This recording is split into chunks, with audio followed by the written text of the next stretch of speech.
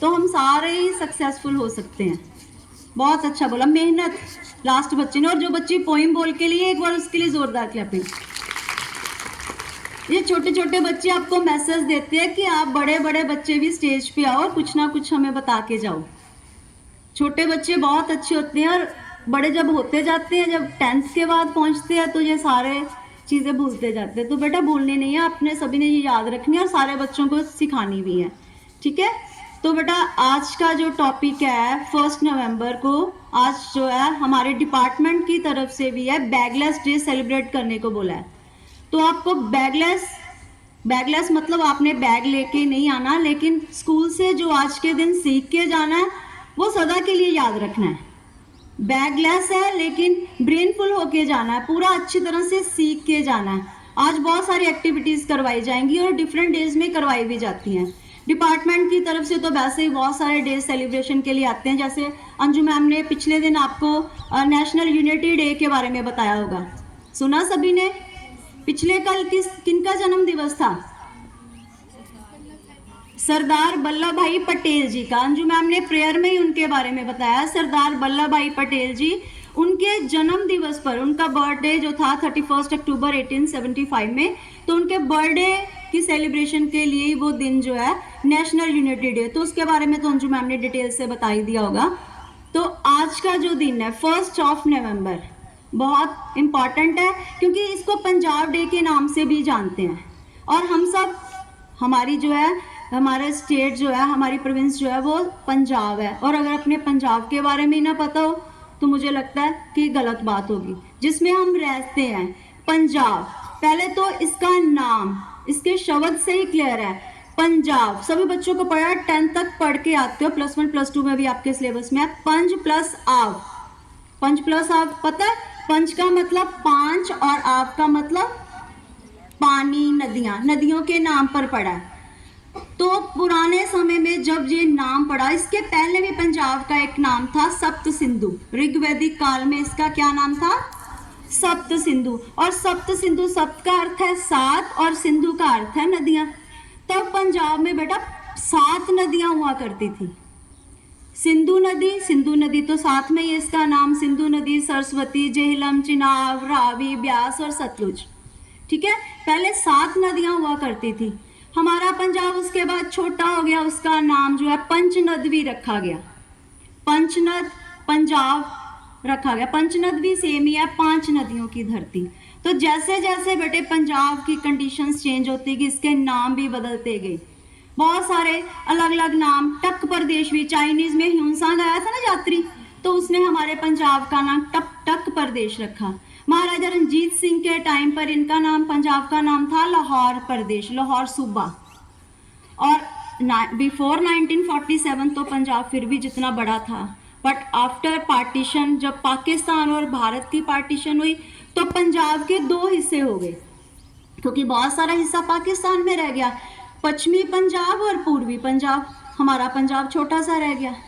और इवन हमारी कैपिटल जो होती थी पंजाब की, तब लाहौर हुआ करती थी, तो लाहौर तो चला गया पाकिस्तान में, कैपिटल भी चली गई हमारी।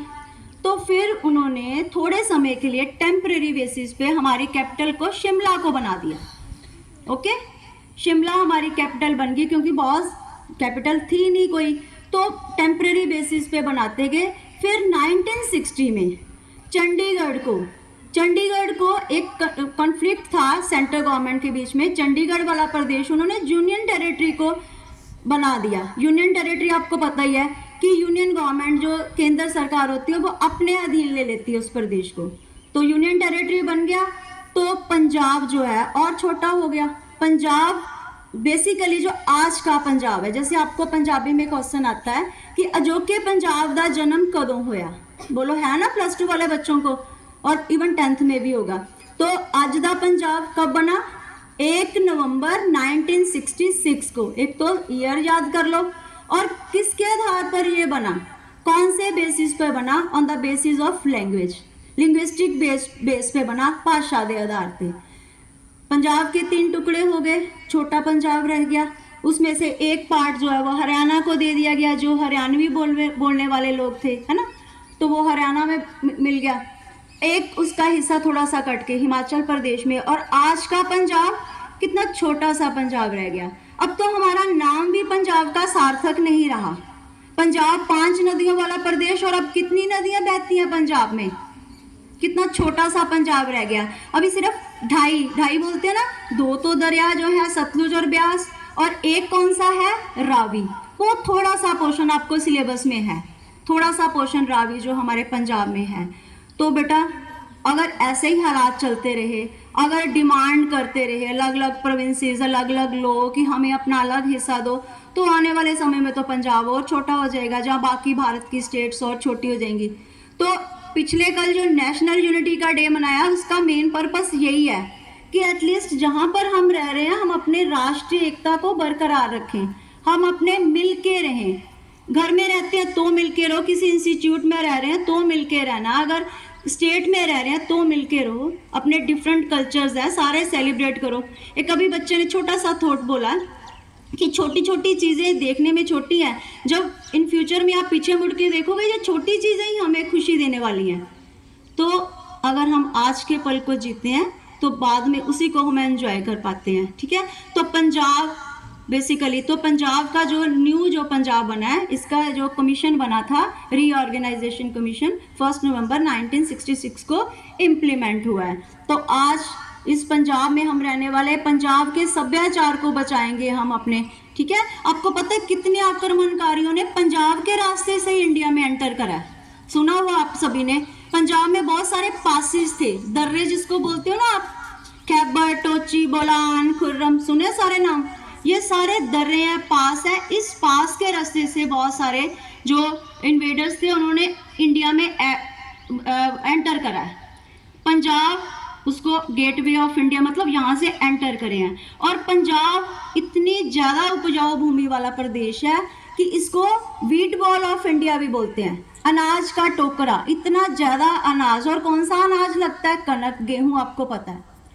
तो अगर हम अपने पंजाब को साफ सुथरा रखेंगे, पोल्यूशन फ्री रखेंगे, तो ये अब रिस्पॉन्सिबिलिटी हम सबके ऊपर है, क्योंकि हमारे जितने स्वतंत्रता सेनानी थे उन्होंने तो देश को आज़ाद करवा दिया, वो तो चले गए। लेकिन अगर अब हम उसका ध्यान नहीं रखेंगे तो ये पंजाब जो आज हमें दिख रहा है, आपको पता है कितनी बीमारियां हमारे पंजाब में फैल रही हैं। आपको 9th में चैप्टर है कि नदियों में फैलता हुआ प्रदूषण, बोलो पढ़ते हो ना आप लोग। और नदियों का पानी जो है इतना प्रदूषित हो चुका है कि कैंसर जैसी बीमारियां पंजाब में फैलती जा रही हैं।